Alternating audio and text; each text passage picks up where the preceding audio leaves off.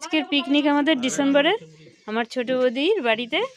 আর এই ফার্স্টেই পেয়ে গেছে আমার কঙ্কনদা খুদের ভাত, না কি ভাত জানি না, খুদের ভাত বলেই খাই। এই শাক দিলাম, হ্যাঁ শাক ভাজা, আলু সিদ্ধ। না আমি ভিডিও বানাচ্ছি বলে একটু বেশিই দিলাম আপনারা, একটু আলু সিদ্ধ দিয়ে দিই। নতুন নতুন নতুন বেয়াই হচ্ছে, একটু বেশি বেশি না দিলে মন পাবো কি করে? নতুন নতুন নতুন নতুন নতুন বেয়াই বলে কথা, একটু বেশি বেশি না দিলে হবে?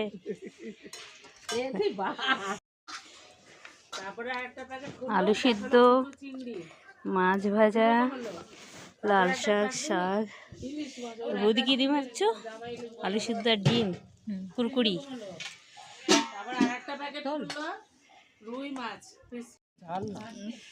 শাক দিয়ে আমি মাছ ঢাকছি। বৌদি দেখো, এই দেখো মাছ বেরোবে, এই দেখো, এই যে গরম করছে।